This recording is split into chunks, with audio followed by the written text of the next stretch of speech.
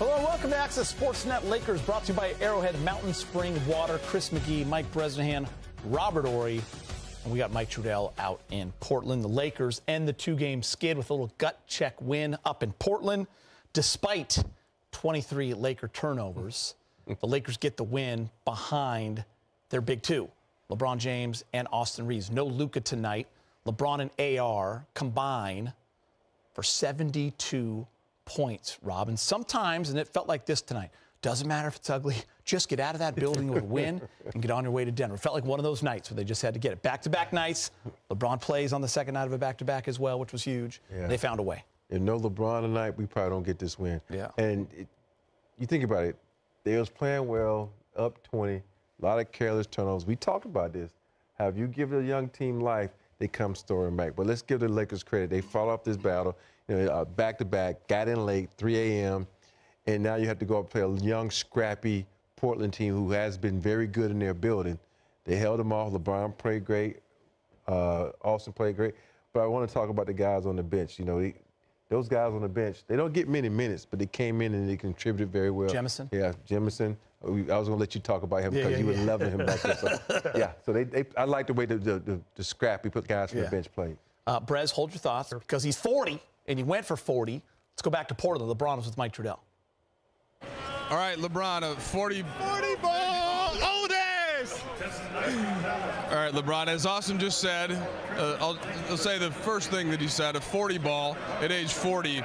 Oftentimes when I ask you where you find the energy in these situations, you say sleep, but that wasn't possible last night. I think the team got to the hotel at about 3 in the morning, so I need a different answer. I think it was sleep still. We did get in at 3, but I slept all the way till about 11:30 this morning. Got some rehab after that for about an hour and a half, 2 hours, and I slept again for about 2.5 more hours. I usually catch the first bus over here, but my body was like, nah, not the first bus. I caught the last bus, got ready for the game mentally and physically when I got here, and was able to get a good road win. You did get some help from your friends tonight. I know that Austin Reeves earned your trust a long time ago now, but he has 3 defensive plays. He's able to get over 30. What did you see from him?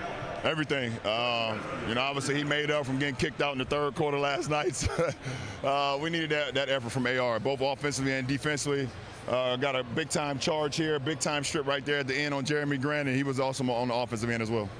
Look, you did have 11 turnovers. Now, maybe you got fouled on a few of them, but nonetheless, you're able to kind of find other ways to make sure that you get the victory. How did you see all that play out?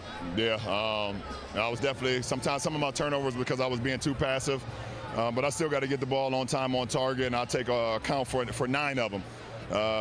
2 of them I was getting back in defense, trying to recover the ball, trying to save the ball. It didn't go our way, but a win is a win, and I'll be fine with it. I'll be better next game.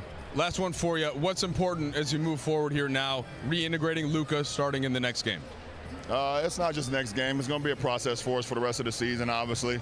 As we continue to learn, what we want to do offensively, defensively, our system, our calls, our cadence. And then we got to also, figure out, and learn from him as well, because he's such a great, unbelievable talent. And, we need to be able to play with him just as much as he needs to play with us, offensively, defensively, and all facets of the ball. So every day, every game, every practice, every shoot-around, every film session, we got to continue to get better and better and integrating our new parts. But he's definitely priority number 1. Go get some more sleep. I appreciate it, yeah. LeBron James always delivers in the Northwest, Brez. I believe he's got the highest scoring average ever against Portland. Nike's in Portland. And most career games with 40 points, Brez, 6. He moves into a tie with A.I. Allen Iverson, 79 40-point games. Rob, look, we knew earlier today this is going to be an unusual game for LeBron if he did play. He usually likes to arrive several hours ahead of time, get in his kind of private workout on that court. And as you just revealed, none of that happened. He slept a lot. He had to get ready mentally for this game. And they absolutely needed him tonight. Like you said, Rob, there's no way they win this game if he sits. I'm sorry, there's just no player and how he prepares.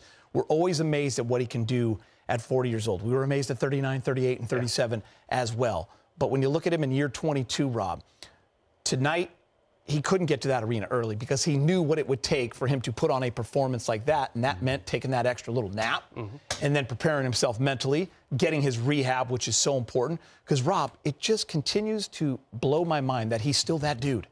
in this league. Yeah. At 40 years old and 22 years in. You know, it's so funny. I was just sitting here thinking, you know, when we was watching the pregame, it was talking about LeBron wasn't doing his routine. I was okay, he's not going to play. But then I'm looking at the way he played. Take away the turnovers. Dude, maybe you need to stay your butt at the hotel and come on the last bus.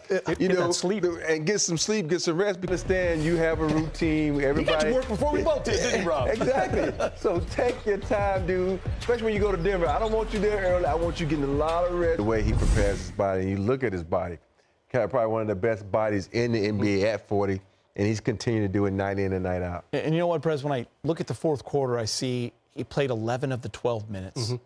He had 12 points, and there was a play, I don't know, it was close to the latter part of the quarter, and Austin Reeves had that steal, and it was one-on-one, and we were both yelling because LeBron was trailing. LeBron he blew by 2-3 young guys just in case Austin was going to flip it back to him or miss. Like, the energy that he comes up with in these moments is still, I think, what blows me away. Even though we've been covering him the whole time.